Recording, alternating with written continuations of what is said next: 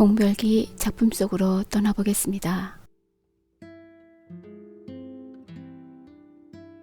23살이요 3월이요 각혈이다. 6달 잘 기른 수염을 하루 면도칼로 다듬어 코 밑에 다만 나비만큼 남겨가지고 약 한 재 지어 들고 삐라는 신계지 한적한 온천으로 갔다. 개서 나는 죽어도 좋았다. 그러나 이내 아직 길을 펴지 못한 청춘이 약탕관을 붙들고 늘어져서는 날 살리라고 보채는 것은 어찌 하는 수가 없다. 여관 한등 아래 밤이면 나는 늘 억울해했다. 사흘을 못 참고 기어이 나는 여관 주인 영감을 앞장세워 밤에 장고 소리 나는 집으로 찾아갔다. 개서 만난 것이 금홍이다. 몇 살인구? 체대가 비록 풋고추만 하나 깡그라진 계집이 제법 맛이 맵다. 16살? 많아야 19살이지 하고 있자니까. 21살이에요. 그럼 내 나이 몇 살이나 되배지? 글쎄 40, 39? 나는 그저 흥 그래 버렸다. 그리고 팔짱을 떡 끼고 앉아서는 더욱 점잖은 채 했다. 그냥 그날은 무사히 헤어졌건만. 이튿날 화후 K군이 왔다. 이 사람인즉 나와 농하는 친구다. 나는 어쩌는 수 없이 그 나비 같다면서 달고 다니던 코 밑 수염을 아주 밀어버렸다. 그리고 날이 저물기가 급하게 또 금홍이를 만나러 갔다. 어디서 뵌 어른 같은데? 어쩌녁에 왔던 수염난 양반네가 바로 아들이지. 목소리까지 닮았지? 하고 익사를 부렸다. 주석이 어느덧 파하고 마당에 내려서다가 K군의 귀에 대고 나는 이렇게 속삭였다. 어때? 괜찮지? 자네 한번 얼러보게. 간두게. 자네가 얼러보게. 어쨌든 여관으로 끌고 가서 짱깨뽕을 해서 정어기로 어세나. 거 좋지. 그랬는데 K군은 측간에 가는 체하고 피해버렸기 때문에 나는 부정승으로 금홍이를 이겼다. 그날 밤에 금홍이는 금홍이가 경상부라는 것을 감추지 않았다. 언제? 16살에 머리 얹어서 17살에 낳았지. 아들? 딸. 어딨냐? 돌 만에 죽었어. 지어가지고 온 약은 집어치우고 나는 전혀 금홍이를 사랑하는 데만 골몰했다. 못난 소린 듯 하나 사람의 힘으로 각혈이다 멈췄으니까. 나는 금홍이에게 노름채를 주지 않았다. 왜? 날마다 밤마다 금홍이가 내 방에 있거나 내가 금홍이 방에 있거나 했기 때문에. 그 대신 우라는 불란서 유학생의 유아랑을 나는 금홍이에게 권하였다. 금홍이는 내 말대로 우씨와 더불어 독탕에 들어갔다. 이 독탕이라는 것은 좀 음란한 설비였다. 나는 이 음란한 설비 문간에 나란히 벗어놓은 우씨와 금홍이 신발을 보고 언짢아 하지 않았다. 나는 또 내 겹방에와 묵고 있는 C라는 변호사에게도 금홍이를 권하였다.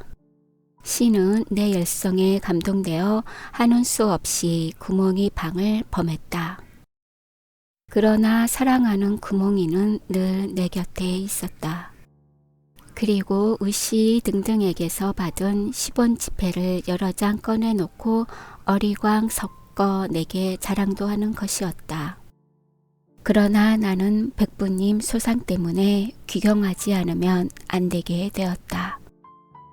복숭아꽃이 만발하고 정자 곁으로 석간수가 졸졸 흐르는 좋은 터전을 한 군데 찾아가서 우리는 석별의 하루를 즐겼다. 정거장에서 나는 금홍이에게 10원 지폐 한 장을 쥐어주었다. 금홍이는 이것을 전당 잡힌 시계를 찾겠다고 그러면서 울었다. 금홍이가 내 아내가 되었으니까 우리 내외는 참 사랑했다. 서로 지나간 일은 묻지 않기로 하였다. 과거래야 내 과거가 무엇 있을 까닭이 없고, 말하자면 내가 금홍이 과거를 묻지 않기로 한 약속이나 다름없다. 금홍이는 겨우 21살인데 31살 먹은 사람보다도 나았다. 31살 먹은 사람보다도 나은 금홍이가 내 눈에는 17살 먹은 소녀로만 보이고, 금홍이 눈에 40살 먹은 사람으로 보인 나는 기실 23살이요.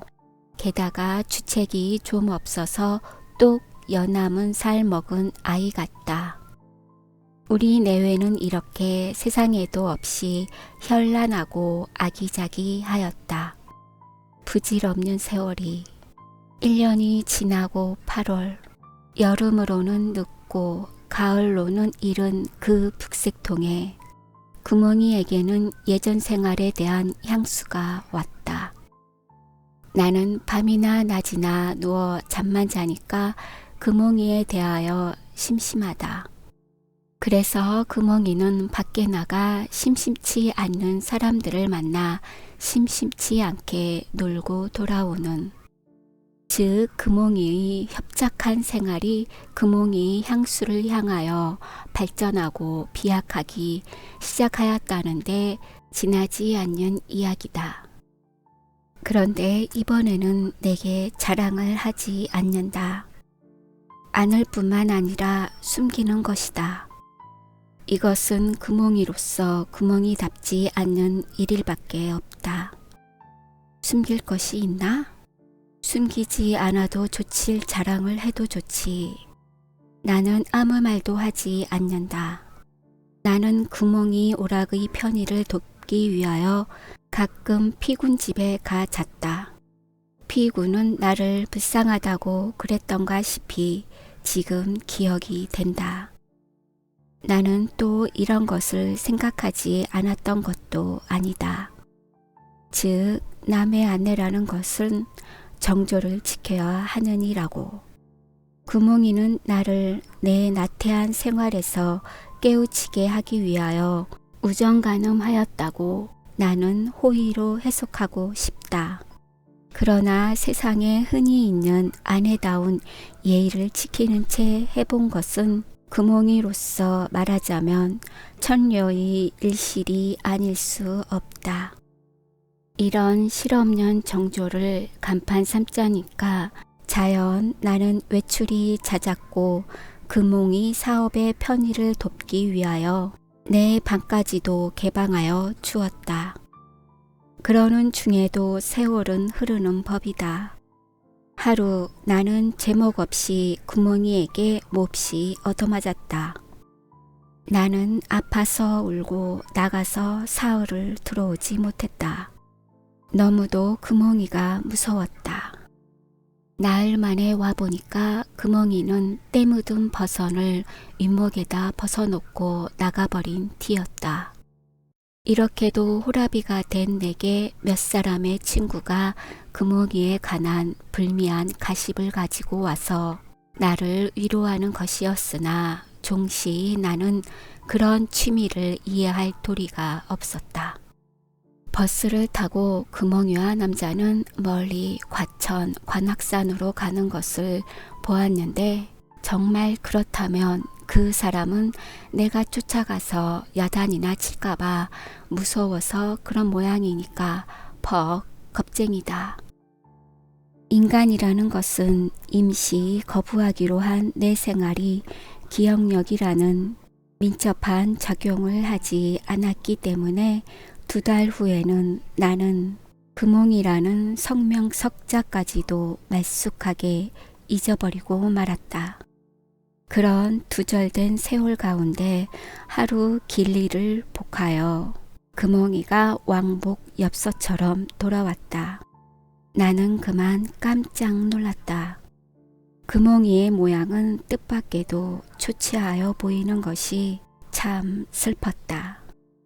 나는 꾸짖지 않고 맥주와 붕어과자와 장국밥을 사 먹여가면서 금홍이를 위로해 주었다.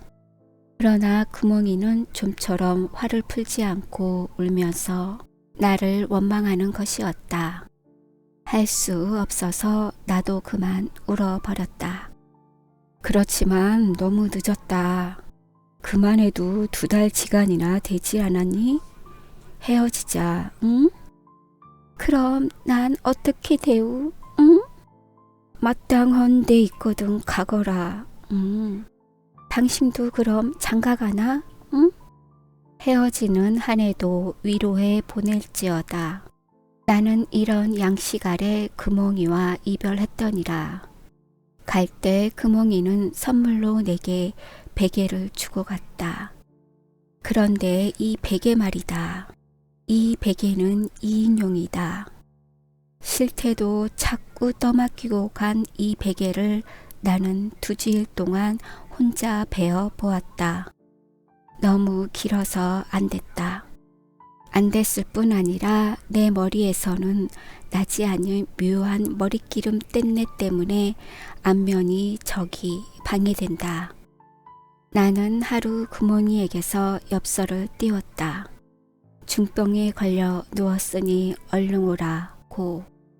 금홍이는 와서 보니까 참 딱했다. 이대로 두었다가는 역시 며칠이 못 가서 굶어 죽을 것 같지만 보였던가 보다. 2 팔을 부르짖고 그날부터 나가서 벌어다가 나를 먹여 살린다는 것이다. 오케이. 인간 천국. 그러나 날이 좀 추웠다. 그러나 나는 대단히 안일하였기 때문에 재채기도 하지 않았다. 이러기를 2달, 아니 5달이나 되나 보다. 금홍이는 총총히 외출했다.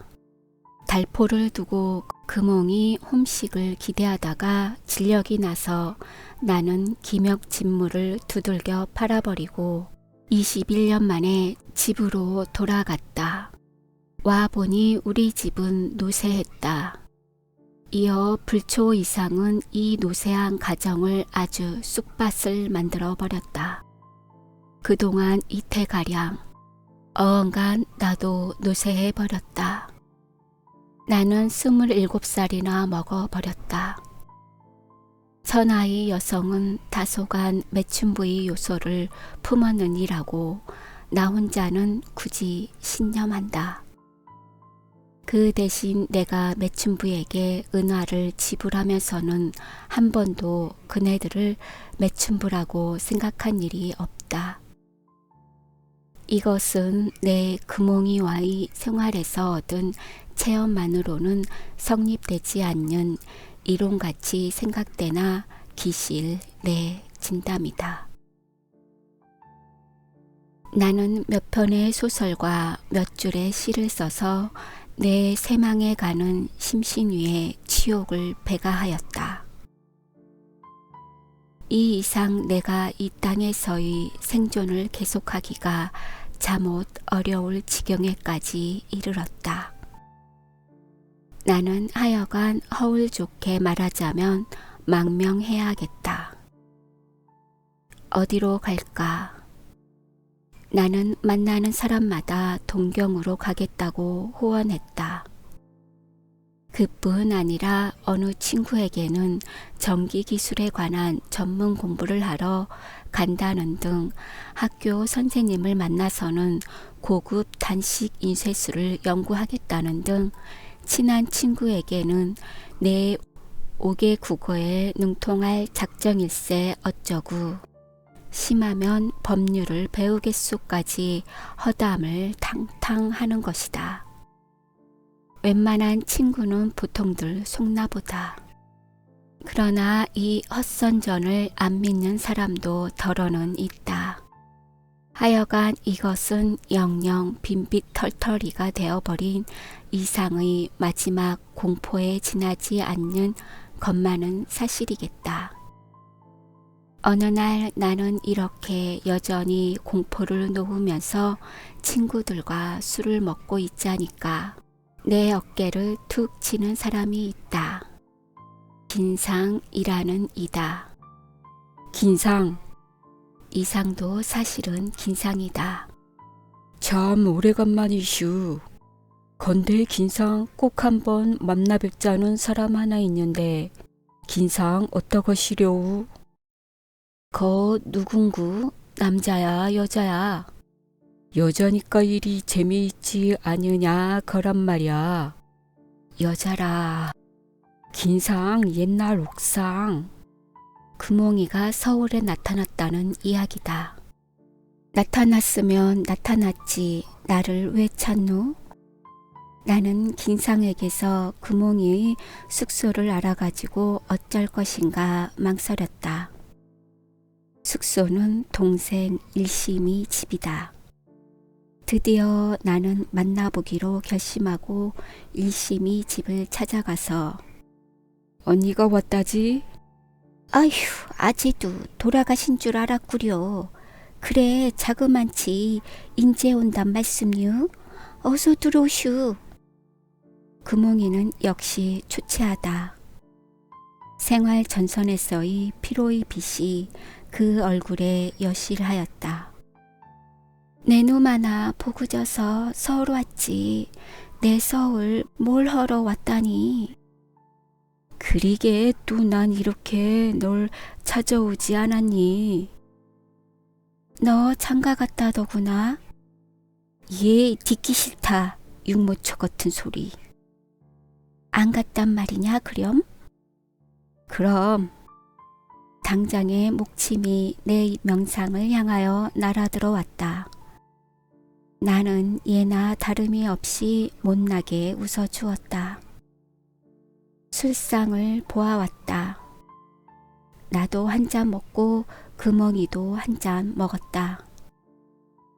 나는 영병가를 한마디 하고 금홍이는 육자배기를 한마디 했다.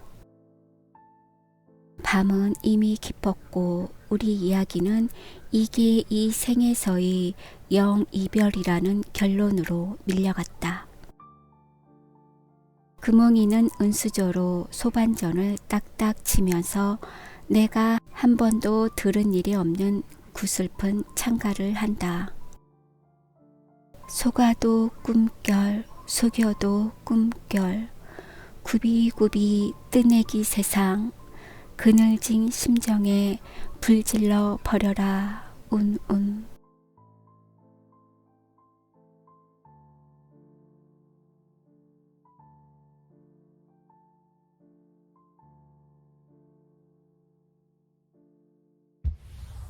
구독, 좋아요 부탁드려요.